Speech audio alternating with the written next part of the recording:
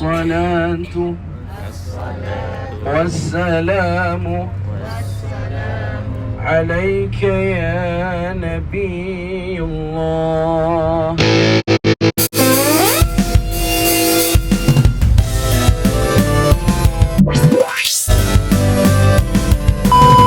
Assalamualaikum warahmatullahi wabarakatuh. Bertemu lagi kita. Baik, yang ni kita tengok pandangan Masjid Nabawi daripada arah depan dan atas. Okey. Baik. Sayyidina Abu Bakar As-Siddiq wafat diganti oleh Sayyidina Umar.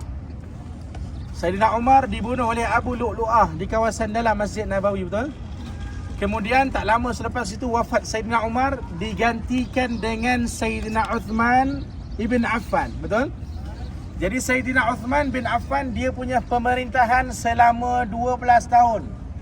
Tetapi 12 tahun pemerintahan Sayyidina Uthman dia ada dua fasa. Yang pertama adalah fasa kejayaan dan fasa kecemerlangan dalam dia punya pemerintahan. Tetapi suatu hari, besok kita akan pergi satu telaga nama dia Bi'arul Aris. Apa tempat Bi'arul Aris ni saya akan bagi tahu dan cerita besok.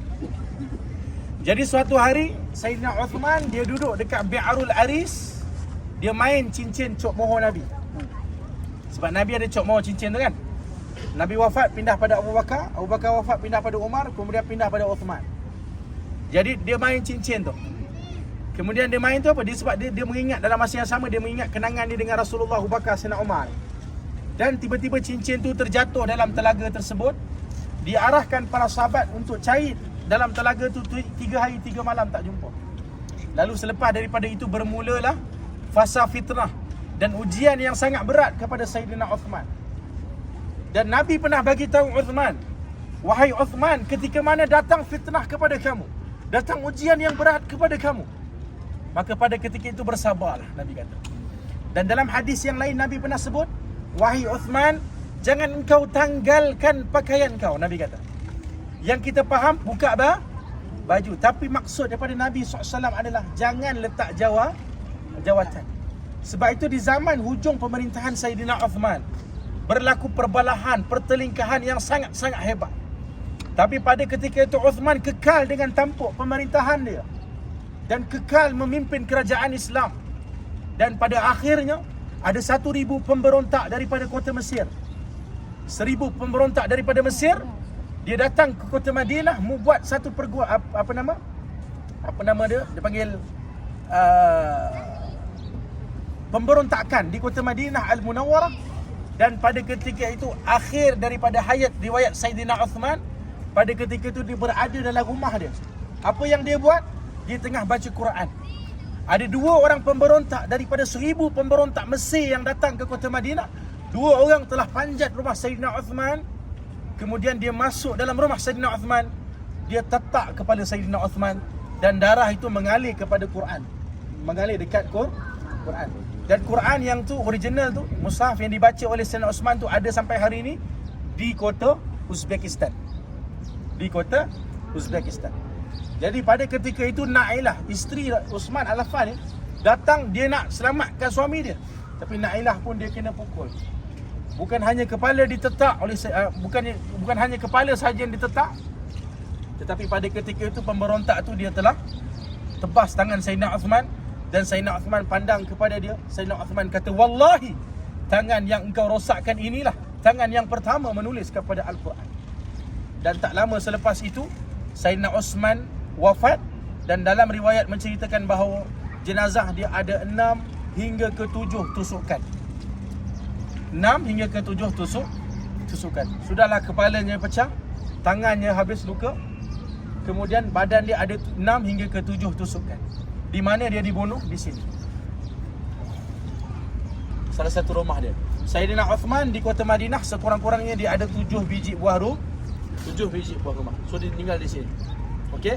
Kalau Sayyidina Sayyidina Umar dia kena tusuk dengan Abu Lu'lu'ah tu dekat tengah. Dekat kawasan yang para jemaah akan tengok sekejap lagi. Tapi Sayyidina Uthman dia mati di sini. Okey. Kemudian di sini ada satu kawasan dia panggil tapak rumah Sayyidina Abu Ayyub Al-Ansari. Kerana bila Nabi SAW dia keluar daripada Quba, Nabi keluar daripada Quba, pada 12 Rabiul Awal hari Jumaat, Nabi keluar dan Nabi on the way ke Madinah. Nabi berhenti di perkampungan orang Khazraj pada ketika itu. Jadi mereka telah tahan Nabi, ya Rasulullah, di perkampungan orang Aus kau telah bina masjid untuk mereka, kau tinggal di penempatan mereka seketika, tapi di perkampungan kami takkan kau tak nak tinggal, tak nak buat apa-apa. Lalu pada ketika itu terlaksanalah solat Jumaat yang pertama dalam sejarah Islam, dan di situ dibina Masjid Jumaat yang kita akan tengok besok insya-Allah. Kemudian on the way Nabi SAW daripada sana masuk ke dalam kota Madinah Al-Munawwarah. Nabi lalu daripada satu kampung ke satu kampung. Mereka cakap, ya Rasulullah, duduklah rumah kami ya Rasulullah, duduklah rumah kami ya Rasulullah. Dan Rasulullah bersabda, biarkan unta aku berjalan, sesungguhnya unta aku telah diwahyukan, kata Nabi SAW.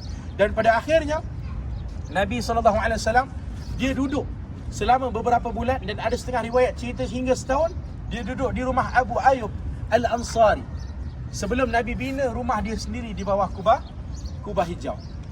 Jadi rumah Abu Ayyub Al-Ansari ni macam mana para jemaah nak dapat beza dia? Jemaah lelaki boleh tengok lagi sekali. Bila mana keluar daripada pintu Baqi, para jemaah keluar daripada sini lepas ziarah Nabi SAW, para jemaah tengok dekat lantai ni dia ada warna oranye. Kita tengok ni ada warna oranye, betul? Kemudian ada warna hitam. Tapi di tapak rumah Abu Ayyub Al-Ansari ni dia ada warna oranye saja. Para jemaah boleh tengok.